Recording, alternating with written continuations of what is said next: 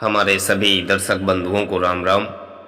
साथियों, बचपन से ही हमें एक बात सिखाई जाती है कि दया ही धर्म का मूल है। और हमें यह भी सिखाया गया है कि हर इंसान हर जीव पर दया करता है और उसे दया करनी भी चाहिए। क्षमा करना सबसे बड़ा पुण्य होता है। लेकिन क्या होगा अगर मैं आपसे कहूं कि यही दया आपकी सबसे बड़ी दुश्मन बन सकती है? सोचिए, आप किसी प्यासे सांप को दूध पिलाते हैं तो क्या वो डसना छोड़ देगा? बिल्कुल नहीं। महान संत और समाज सुधारक कबीरदास जी भी बहुत स्पष्टवादी और अक्कड़ स्वभाव के थे। उन्होंने समाज की कड़वी सच्चाइयों को बिना किसी लाग लपेट के सामने रखा था। कबीर जी के दर्शन और उनके दोहे का गहराई से अध्ययन करने पर यह साफ समझ आता है कि उन्होंने कुछ खास परिस्थितियों में दया दिखाने को मूर्खता और विनाश का कारण बताया है। अगर आपने इन 5 लोगों को या जगहों पर दया दिखाई तो यकीन मानिए समाज आपको कुचल कर रख देगा और आप कहीं के नहीं रहे। ये 5 जगह कौन सी हैं जहां आपकी दया आपका ही गला घोंट सकती है? जानने के लिए इस लेख या वीडियो के अंत तक जरूर रखें, क्योंकि आज आपको कबीरदास जी की वो कड़वी सच्चाई पता चलेगी जो आपकी जिंदगी देखने का नजरिया बदल देगी। कबीरदास जी ने हमेशा संगति के महत्व पर जोर दिया है। एक दुष्ट और कपटी इंसान की फितरत कभी नहीं बदलती। अगर कोई व्यक्ति बार बार आपको धोखा दे रहा है, आपका इस्तेमाल कर रहा है और आप अपनी अच्छाई या दया के कारण उसे बार बार माफ कर रहे हैं, तो आप संत नहीं बल्कि मूर्ख हैं। दूसरी बात है कि दुष्ट इंसान आपकी दया को आपकी कमजोरी समझता है। कबीर जी कहते हैं कि ऐसे लोगों से दूरी भली। अगर आप किसी ऐसे व्यक्ति पर तरस खा करके अपने जीवन में जगह दे देते हैं तो जो पीठ पीछे खंजर घोंपता रहता है, तो अंत में नुकसान ही होगा आपका। दुष्ट पर दया करना खुद के साथ क्रूरता करने के बराबर है। इसलिए जहां कपट हो वहां दया के लिए कोई जगह नहीं होनी चाहिए। संत कबीर ने अपने पूरे जीवन में सबसे ज्यादा प्रहार अगर किसी चीज पर किया है तो वह है पाखंड। समाज में ऐसे लोग हैं जहां जो धर्म, ज्ञान और मदद का चोला ओढ़ करके लोगों को लूटते हैं।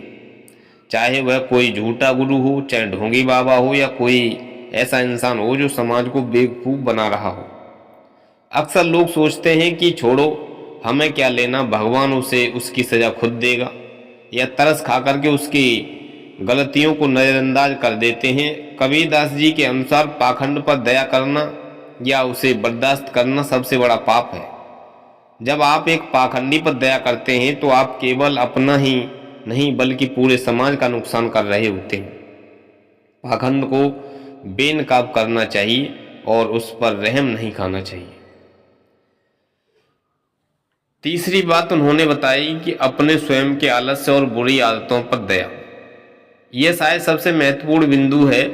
हम सबसे ज्यादा दया किस पर करते हैं? खुद पर।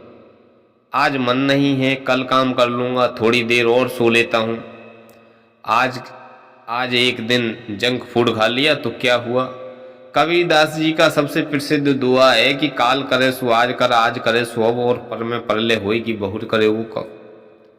जब आप अपने खुद के आलस से, अपनी बुरी आदतों और अपने विकारों, क्रोध, लोभ, मोह पर दया करने लगते हैं तो आप सबसे अपने सुनहरे भविष्य की हत्या कर रहे होते हैं। अपने मन में आगे घुटने टेकना और खुद को झूठी तसल्ली देना बंद कर दीजिएगा। जो इंसान अपने शरीर और अपने मन के विकारों पर दया करता है वह जीवन में कभी सफल नहीं हो पाता है। एक दिन उसके पास पछताने के अलावा कुछ नहीं बचता है। अगर आपके सामने किसी कमजोरी पर अत्याचार हो रहा है, तो कोई आपका शोषण कर रहा है और आप वहां शांति बनाए रखने के लिए दया खा करके चुप हैं, तो आप कायर हैं। कबीरदास जी हमेशा अन्याय के खिलाफ खड़े होने की वकालत करते थे। उन्होंने सत्ता और ताकतवर लोगों की आंखों में आंखें डाल करके सच बोला है। अगर आप अन्याय कर रहे हैं यह सोच कर कि सामने वाला एक दिन सुधर जाएगा, तो आप बहुत बड़े भ्रम में जी रहे हैं। अत्याचारी पर दया करना मजलूम यानी पीड़ित के साथ अन्याय है। जहां आपके आत्मसम्मान पर चोट की जा रही हो, वहां क्षमा या दया नहीं बल्कि प्रतिकार और संघर्ष की जरूरत होती है। साथियों, सत्य हमेशा कड़वा होता है और कबीरदास जी भी कहते हैं कि झूठ के सहारे अपना महल खड़ा करना, उस पर कभी तरस नहीं करना चाहिए। यदि कोई व्यक्ति अपने स्वार्थ के लिए सत्य का गला घोट रहा है और आप उस पर दया करके सच्चाई को छिपा रहे हैं, तो आप भी उस अपराध के भागीदार हैं। सत्य के मामले में कोई समझौता नहीं होना चाहिए। वहाँ कोई रिश्तेदारी, कोई दोस्ती और कोई दया का काम नहीं आना चाहिए। साथियों, कबीरदास जी हमें कठोर होने के लिए नहीं कह रहे हैं, बल्कि वे हमें विवेकशील समझदार बनने के लिए उपदेश दे रहे हैं। दया बहुत खूबसूरत भावना है, लेकिन यह तभी तक अच्छी है जब तक इसका सही जगह इस्तेमाल हो।